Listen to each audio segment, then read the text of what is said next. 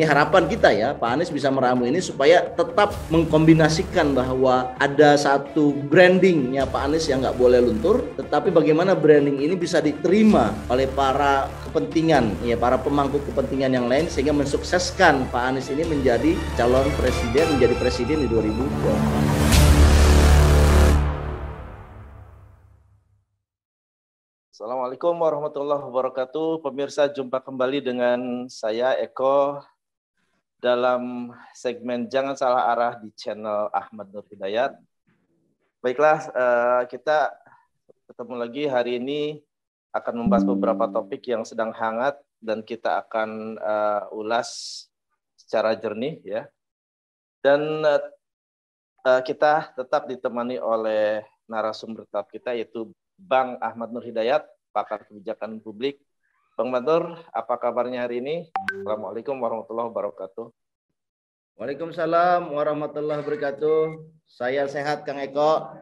Kang Eko juga sehat juga ya? Ya, insya Allah Bang, insya Allah. Masih tetap semangat. Nah, ini warnanya merah-merah hari Jumat nih, merah berani. Ya baik Bang, ini menarik juga nih Bang nih, bahwa ini terkait topik pertama ya. Jadi Nasdem itu mengadakan Rakernas, Anies Baswedan unggul dalam Rakernas Nasdem. Nah ini dari 32 provinsi, dari 34 provinsi itu Anies unggul di 32 provinsi. Ini pertanda apa ya? Mungkin ini kita akan bisa mempertanyakan hasil riset-riset dari survei ya yang selama ini beredar bahwa Ganjar paling atas, Prabowo kedua, Anies ketiga. Ini khusus di Nasdem ini ternyata banyak sekali yang memilih Anies, mengunggulkan Anies nih. Ini ternyata banyak juga yang usulkan ya, termasuk ada Ridwan Kamil dan Ganjar Pranowo dan lain-lain. Ya. Ini ternyata dominan ya, 32 provinsi dalam Rakernas Nasdem ini. Ini ada apa Bang? Kira-kira bagaimana ini menanggapi ini? Ya, suara saya kedengeran ya? Jelas.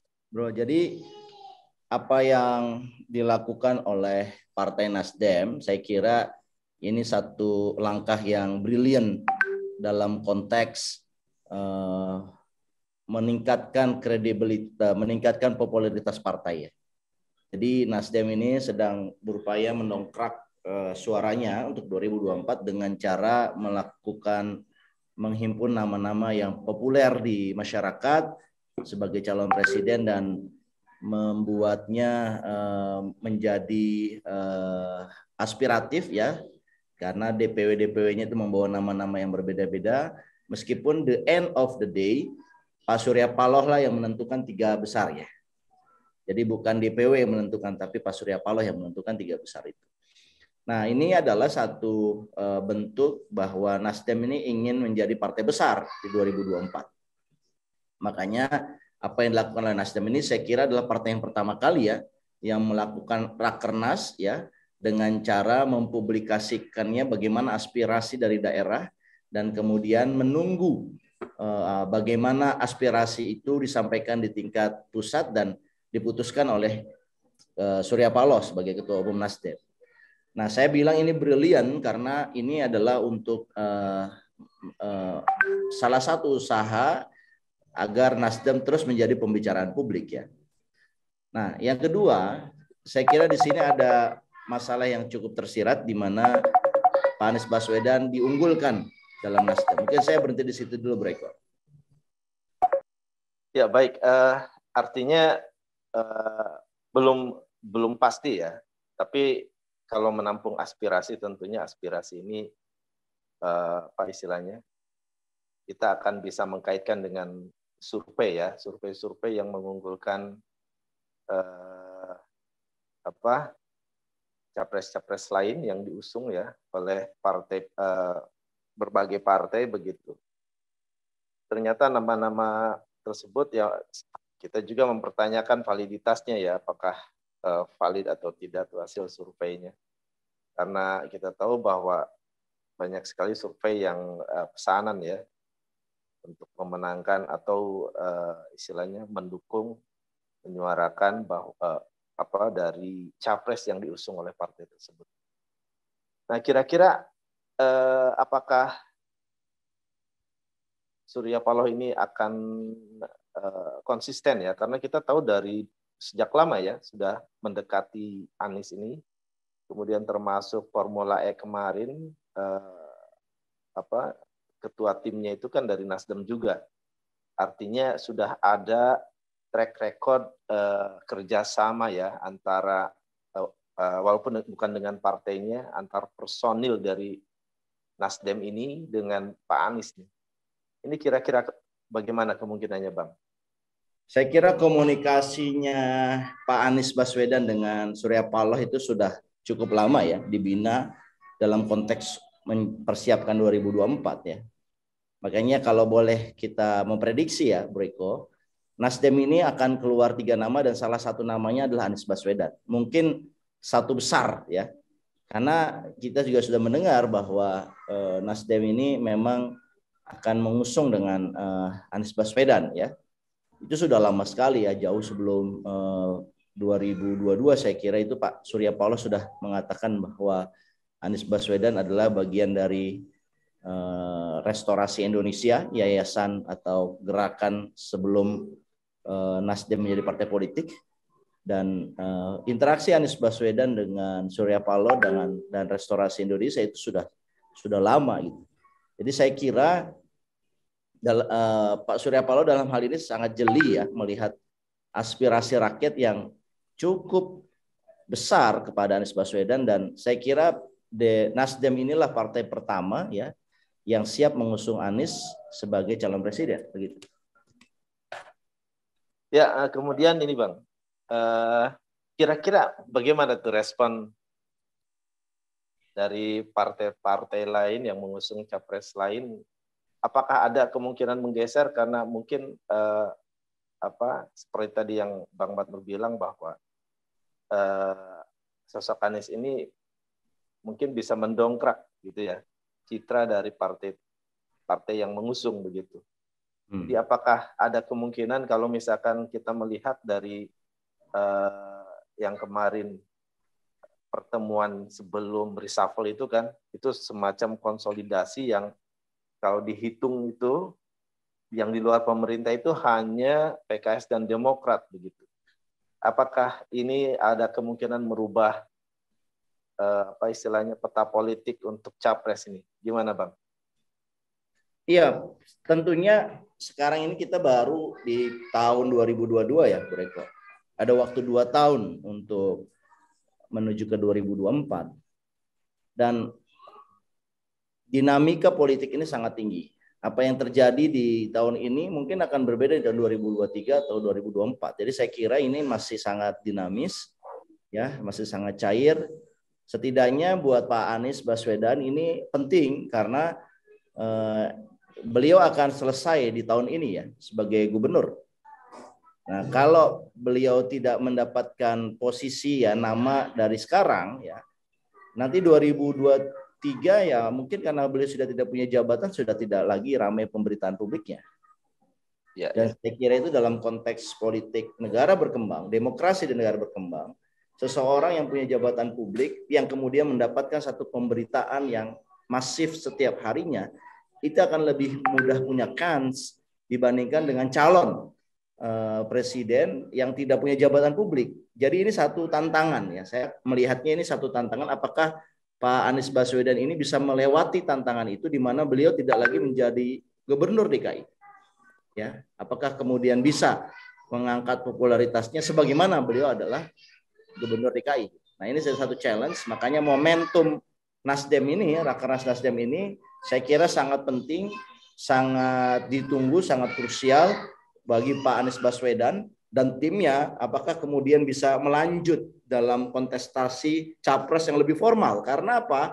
Yang mendukung capres ini kan partai politik, bukan individu, bukan independen. Jadi sangat tergantung sekali dengan kesiapan atau ketersediaan willingness ya dari partai politik untuk melamar Pak Anies Baswedan. Nah, sekarang ini ada partai yang namanya Nasdem, dan ini tidak bisa dianggap remeh karena ini ketua umumnya Surya Paloh, orang yang kemarin-kemarin ini menjadi decision maker ya bagi banyak program pemerintah, dan ini sebuah opportunity menurut saya yang cukup besar yang harus dimanfaatkan oleh Pak Anies Baswedan. Ya baik, ini menarik ya, bahwa Anies mungkin sebentar lagi akan berhenti ya, selesai masa jabatannya, kemudian dan kemungkinan dia akan lebih sedikit pemberitaan publiknya, dan kemungkinan juga mungkin ada hal yang lain, dia lebih fleksibel dalam melakukan publikasi yang khusus terkait pencalonan presiden ya. Kalau saya lihat begini, Bro Eko, ada satu pertanyaan yang berat ya yang dilontarkan publik. Apakah Nasdem nanti konsisten akan memilih Anies Baswedan sebagai calon presiden? Nah, ini pertanyaan berat karena apa? Karena Nasdem ini ya, ketuanya Surya Paloh ini adalah satu pemain yang sangat lihai dalam berpolitik. Contoh misalkan kemarin ya tanggal 15 yang kita sudah santer bahwa Nasdem akan direshuffle ya, 1 atau 2 dari 3 menterinya akan direshuffle, tapi ternyata tidak ada reshuffle Nasdem sama sekali. Nah, ini menunjukkan kelihayan Surya Paloh dalam berkomunikasi, kelenturannya Surya Paloh dalam berkomunikasi, dan bisa jadi Anies Baswedan ini adalah salah satu alatnya Surya Paloh untuk bernegosiasi. Nah, pertanyaannya adalah apakah Surya Paloh dan Nasdemnya akan konsisten memberikan dukungannya secara penuh kepada Pak Anies Baswedan. Nah, ini satu tanda tanya besar ya. Kalau kita lihat Pak Surya Paloh itu pernah statement terkait banyak aturan ya, misalkan aturan tentang Omnibus Law misalkan, kalau kita ingat beliau ngotot tidak mau menyetujui Omnibus Law tentang ketenaga kerjaan. Tapi begitu setengah jam dipanggil ke istana oleh Pak Jokowi, kemudian setelah keluar dari istana mengumumkan bahwa Nasdem setuju dengan undang-undang Omnibus Law. Jadi satu sisi ya Nasdem ini punya satu keberanian langkah politik, tetapi dalam hal konsistensinya saya kira publik akan banyak bertanya apakah Pak Surya Paloh ini bisa konsisten, yaitu tetap mencalonkan Pak Anies Baswedan meskipun sekarang ini baru 2 tahun ya, tahun 2023, 2024, yang paling penting kan nanti pas pencalonan gitu. Nah, ini menjadi tanda tanya besar kalau menurut saya. Ya tentunya kalau dari perhitungan kalau kita melihat komposisi partai politik ya, bahwa kalau kita melihat dari yang pada saat pertemuan kemarin yang tersisanya PKS dan Demokrat yang non pemerintah ya, artinya di sini kalau dua partai itu bergabung itu tidak cukup untuk ambang batas 20% gitu ya. Jadi mungkin Nasdem ini punya nilai tawar yang cukup tinggi ya. Kalau misalkan konsisten tentu akan melengkapi ya, membuat kekuatan kalau seandainya PKS dan Demokrat berkoalisi tentunya. Nah, dengan keberadaan Nasdem seandainya bergabung untuk seandainya ya, karena dari PKS dan Demokrat pun belum menyatakan akan mengusung siapa, tapi yang jelas kalau seandainya mengusung Anies, ini kemungkinan bisa masuk ya. Tapi kalau seandainya bukan, tentunya chance dari PKS dan Demokrat ini akan lebih kecil lagi begitu. Nah, ini gimana menanggapi ini, Bang? Iya, pertama ini memang kalkulasi yang rumit ya, yang kompleks. Apakah Anies Baswedan bisa mendongkrak suara Nasdem misalkan? Ya, itu kan jadi tanda tanya besar. Sementara kita tahu Pak Anies Baswedan ini tidak disukai oleh kalangan oligark di Jakarta. Ya, hampir kalau kita lihat, kita bandingkan saja di zaman Pak Ahok dan zaman Pak Anies. Di zaman Pak Ahok itu banyak sekali infrastruktur yang dipelopori, yang diprakarsai oleh para oligarki yang ada di Jakarta. Ya, itu rata-rata infrastruktur baru, entah itu bangunan apartemen, apakah itu perumahan baru. Tetapi di eranya Pak Anies Baswedan, ini relatif tidak ada yang baru, hanya pengembangan yang lama saja. Jadi kelihatannya oligarki ekonomi di Jakarta itu melihat Anies Baswedan bukan satu sosok yang friendly terhadap mereka. Dan Pak Anies juga melakukan satu langkah di awal pemerintahannya yang sangat strong, yaitu apa? Membatalkan reklamasi ya Pulau D, Pulau E ya, tidak memberikan izin IMB kepada pulau-pulau yang sudah jadi itu sebenarnya. Nah, ini akan menambah suasana yang satu sisi ya buat Nasdem, apakah Pak Anies Baswedan ini punya electoral threshold yang tinggi? Tetapi satu sisi bagaimana meyakinkan oligarki di Jakarta ataupun di tingkat nasional bahwa Pak Anies ini bukan ancaman buat mereka. Nah, Pak Surya Paloh ini meramu satu kejadian atau satu fenomena yang cukup unik, saling bertentangan sebetulnya. Tetapi bagaimana ini bisa jadi barang? Ya. Apakah kemudian Pak Surya Paloh bisa berhasil meyakinkan Pak Anies Baswedan untuk melunak kepada oligarki? Mungkin itu kalau begitu modelnya tidak terlalu sulit buat Surya Paloh dan Nasdem. Tetapi menjadi pertanyaan besar, apakah rakyat akan mau memilih Nasdem dan Anies Baswedan kalau Pak Anies memposisikan dekat dengan oligarki ekonomi.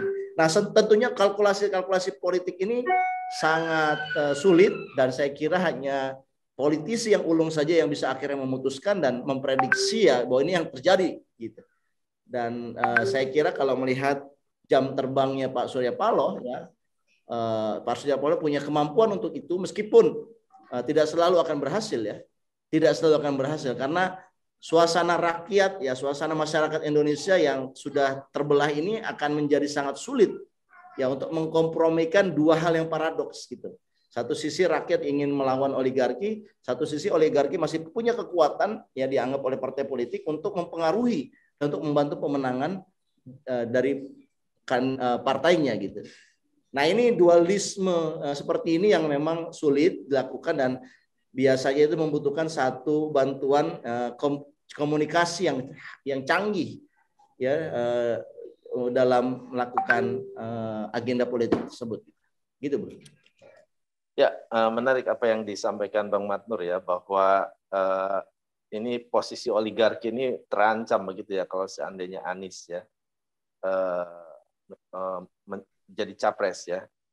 Dan kita tahu memang sudah bukan rahasia lagi bahwa para pemenang-pemenang pemilu ini, posisi oligarki ini sangat berpengaruh ya terhadap suksesi pemenangan pemilu begitu.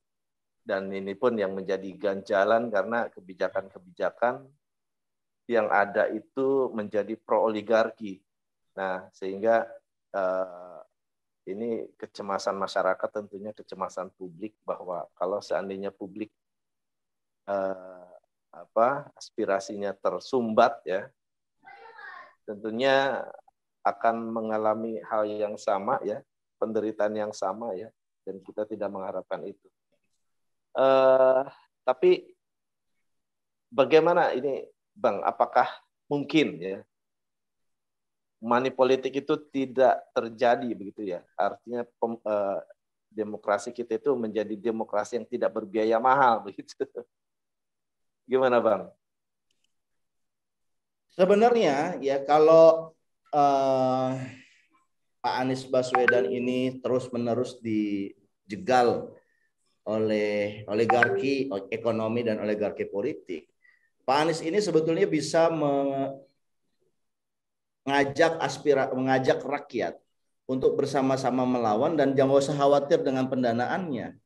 Ya, rakyat ini kalau merasa dia perlu berjuang, ya mungkin mereka bisa volunteer membantu pendanaannya Pak Anies Baswedan. Dan ini sudah terbukti waktu zamannya Prabowo Sandi kan. Meskipun mereka itu masih menggunakannya sebagai gimmick karena uang yang dikasih masyarakat itu kan receh-receh. Tetapi kalau ini diorganize, diorkestrasi oleh Pak Anies Baswedan secara bagus, maka nanti 2024-nya akan seru. Di satu sisi adalah ada calon kandidat yang dibiayai oleh oligarki. Dan kemudian ada satu kandidat yang yaitu Pak Anies Baswedan yang dibiayai oleh rakyat. Disitulah ada satu keterbatasan, tapi ada juga satu nilai kejuangan yang saya kira rakyat Indonesia dalam kondisi yang seperti ini mungkin akan heroik begitu. Dan saya kira kalau modelnya begitu nanti Windows kemenangan, pintu kemenangan dari Pak Anies Baswedan itu akan besar.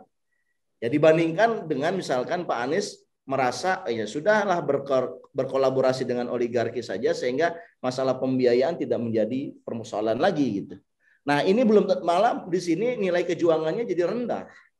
Jadi ada banyak opsi ya yang bisa dilakukan oleh Pak Anies, tetapi yang paling penting adalah bagaimana Pak Anies ini dicitrakan oleh masyarakat ini menjadi orang yang oposisinya dari pemerintah dalam hal yang positif ya.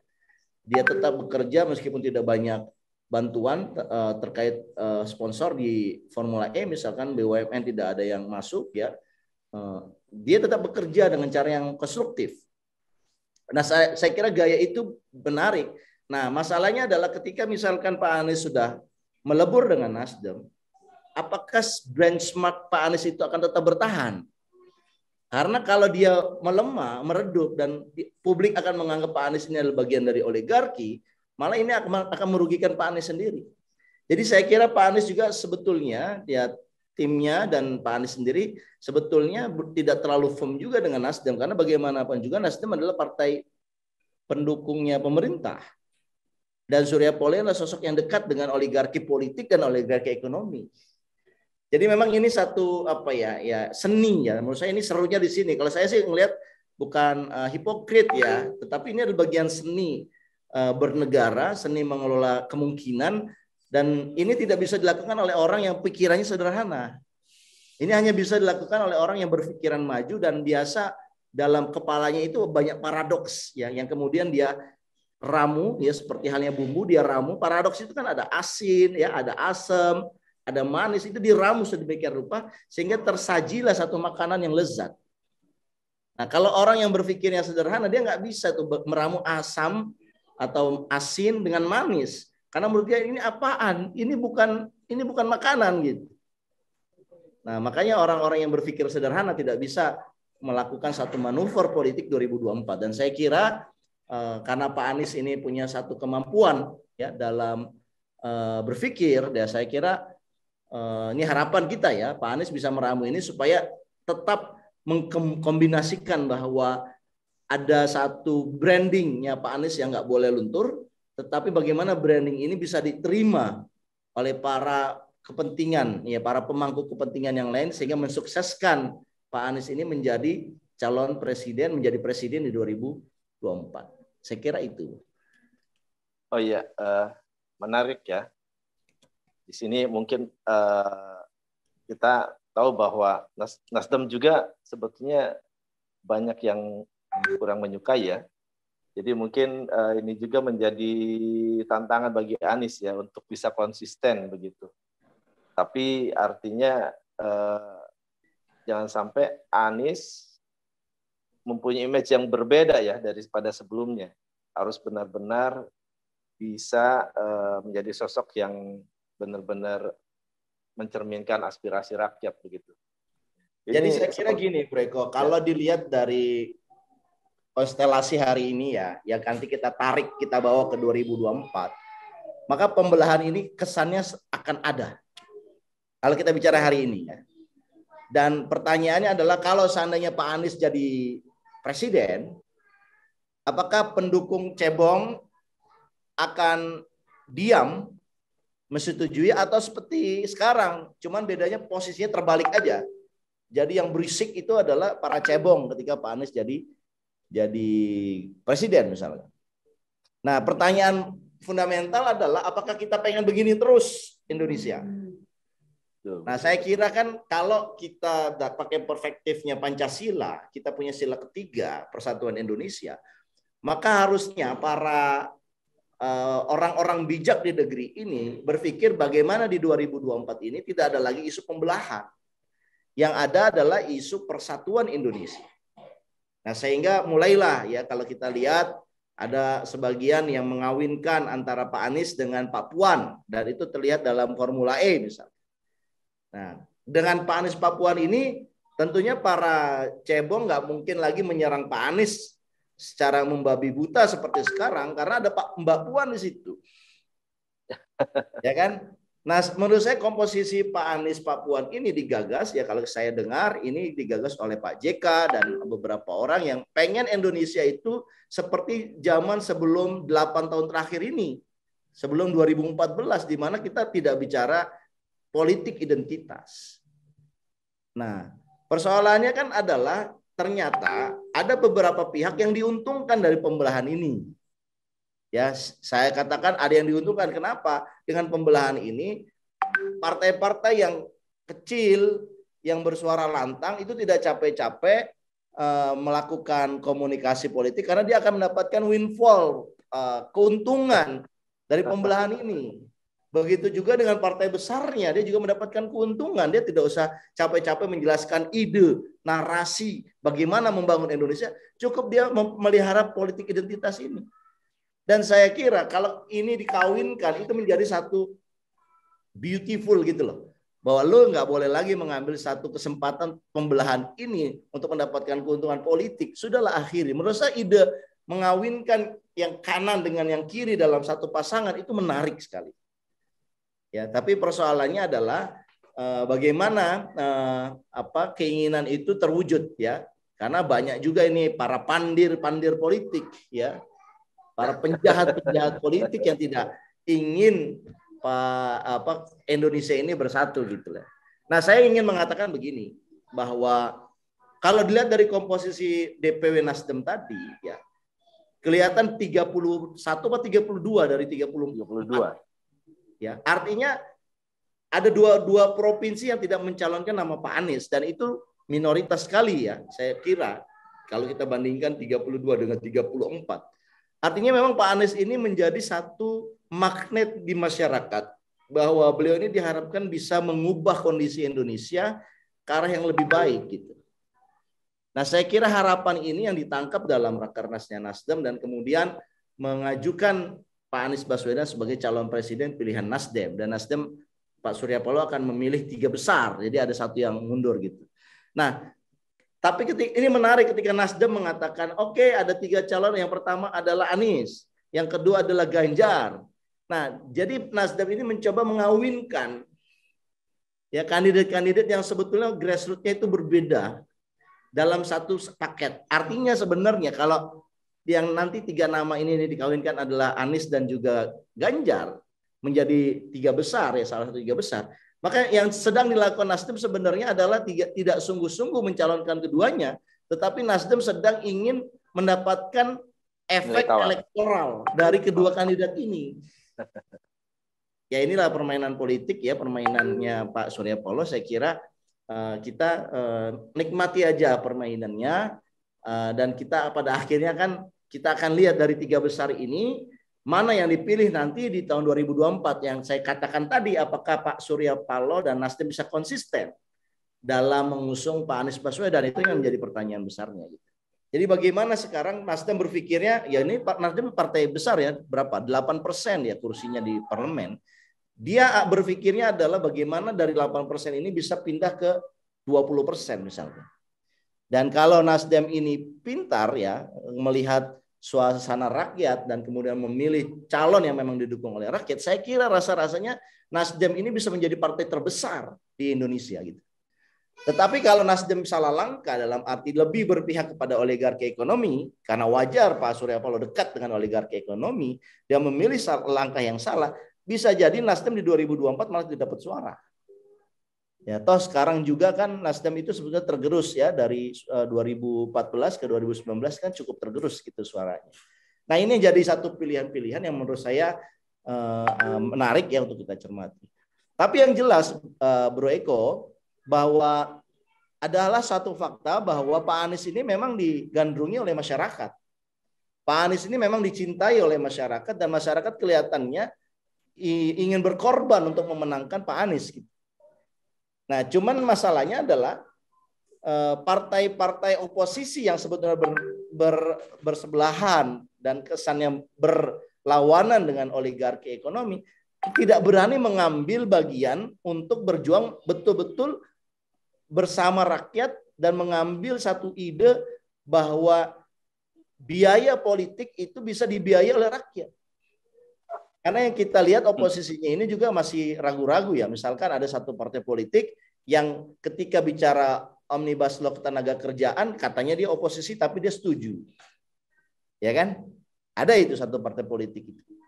Ya. Jadi ada keraguan juga dalam partai politik oposisi untuk betul-betul bersama rakyat dan meminta rakyat untuk menang, untuk berkorban bersama-sama. Nah, saya kira partai yang ke depan itu akan seperti itu yang harusnya bisa mendapatkan satu gen politik dari Pak Anies Baswedan ini ya.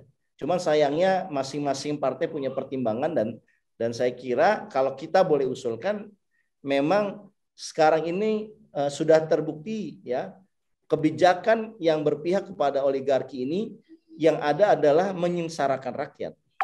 Ya. Nah, oleh karena itu rakyat ini juga sudah aware, sudah melihat wah harga-harga naik, ini kok pemerintah malah melakukan pembiayaan IKN ya kan?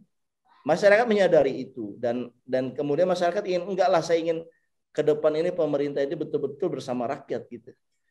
Nah, inilah harusnya ditangkap oleh segenap pemain politik ya, politisi agar keinginan rakyat ini yang ingin terbebas dari oligarki dan ingin pemerintahan yang mereka miliki ini berpihak sama mereka ini diakomodasi. Ya, jangan lagi bermain-main mata, bermain dua kaki antara rakyat dengan oligarki. Rakyat pintar kok ini. Di 2024 nanti rakyat ini pintar. Jadi partai yang konsisten ya, yang terus-menerus bersama dengan rakyat, saya kira itulah yang akan dipilih oleh masyarakat di 2024 nanti. Ya baik, ini mulai seru juga nih di komentar-komentar nih. Jadi, tapi kita bisa menyimpulkan ya bahwa para pendukung ini lebih banyak mengangkat isu politik identitas ya. Tapi memang harus diakui juga bahwa masyarakat itu memang menginginkan oligarki itu tidak menguasai pemerintah begitu. Sementara oligarki itu diidentikan dengan penguasa saat ini begitu kan? Ya. Sementara dari pihak yang berlawanan mengangkat isu politik identitas itu politisasi agama begitu kan? Nah, sementara poin utamanya tidak tertangkap bahwa yang tidak diinginkan itu adalah oligarki menguasai kedaulatan rakyat begitu ya, mengalahkan kedaulatan rakyat. Nah, ini mungkin isu-isu pembelahan ini akan terus disuarakan oleh sebagian kelompok untuk kepentingannya seperti itu. Dan mungkin masyarakat harus lebih cerdas lagi, lebih pintar lagi menganalisis ini karena sebagai pemilih harus cerdas juga ya. Karena banyak di antara masyarakat yang tidak mau ikut campur urusan politik, tidak mau masuk ranah tersebut, tapi mereka tidak sadar bahwa pilihan mau milih atau tidak mereka berada dalam produk-produk kebijakan, begitu kan? Nah seperti itu. Nah ini, ya, ini Breko. Ya silakan. Saya ingin katakan begini, pembelahan ini ya, yang paling dirugikan adalah kaum mayoritas. Dan dengan pembelahan ini yang paling diuntungkan adalah kaum minoritas. Jadi saya ingin katakan begini kepada kelompok mayoritas ya di negeri ini, di Indonesia ini ya, bahwa kalau kita masih pakai isu pembelahan ya, dan kita merasa itu adalah yang terbaik, maka kelompok minoritaslah yang paling diuntungkan dari isu ini. Kenapa? Karena kelompok minoritas ini akan bersatu melawan kelompok yang mayoritas. Dan kelompok mayoritas ini akan dipecah. Jadi saya kira ya di 2024 ini ya, kalau saya tadi sudah sampaikan bahwa ini yang menjadi ideal adalah kandidat capres dan cawapres ini adalah kelompok yang merepresentasikan kelompok kanan dan kelompok kiri sekaligus. Karena begini, kalau pemerintahan ini hanya dari kelompok kiri saja, maka kelompok kanan yang mayoritas ini akan selalu di luar dan ini akan terus mengerongrong kinerja pemerintah. Begitu juga sebaliknya kalau kelompok kanan saja Maka kelompok kiri ini akan melakukan black campaign bahwa Indonesia ini bukan demokrasi, minoritas dianiaya dan sebagainya. Nah, saya kira sekarang ini bagaimana ya para founding father kita, para politisi, para orang-orang bijak bestari ya di negeri ini berpikir bagaimana pembelahannya diakhiri, dan saya kira yang menjadi idenya Pak JK misalkan dengan mengawinkan kanan dan kiri dalam satu paket, ya mungkin itu satu pilihan politik yang bisa jadi yang terbaik. Tetapi di mata masyarakat belum tentu loh. Iya. Ya, makanya ini kita perlu ya melakukan diskusi ya melalui YouTube channel ini dalam jaringan dalam tema Jangan Salah Arah ini, supaya pelan-pelan ya kita bisa men-shifting pandangan-pandangan sempit yang bermuara identitas kepada pandangan persatuan Indonesia. Kalau saya sangat suka dengan terminologi bahwa langit kita ini begitu tinggi, tetapi dengan isu pembelahan ini kita terbangnya sangat rendah. Jadi kita banyak kesempatan, banyak opportunity yang kita lewatkan begitu saja. Contoh, ketika sekarang harga sawit ini tinggi dan kita bisa mengkonversi sawit menjadi BBM untuk menguasai ya market harga minyak, kita tidak lakukan itu. Kenapa? Karena kita bersibuk dengan isu pembelahan gitu. Padahal kalau kita konversi minyak sawit ini menjadi BBM dan kita jual ke pasar dunia, kita bisa mempengaruhi dan kita bisa mendapatkan gen keuntungan dari situ. Artinya langit kita itu tinggi, kita punya potensi yang luar biasa, tetapi cara mengelola negara kita ini, pembelahan-pembelahan ini membuat kita terbang terlalu rendah. Nah, saya kira kalau kita ingin mengingatkan ya, pelan-pelan mengedukasi publik, supaya publik ini memahami bahwa kalau dengan pembelahan ini di level kita adalah begini, terbangnya sangat rendah.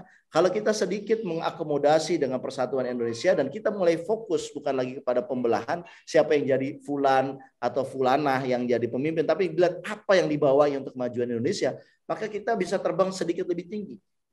Dan kita berharap pemerintahan yang akan datang itu merekrut orang-orang yang punya pandangan seperti ini yang ke depan gitu loh. Untuk kemajuan Indonesia Raya, bukan memainkan isu-isu identitas lagi, agama dimusuhin, ya kan? Kemudian orang yang saya katakan haji ya tidak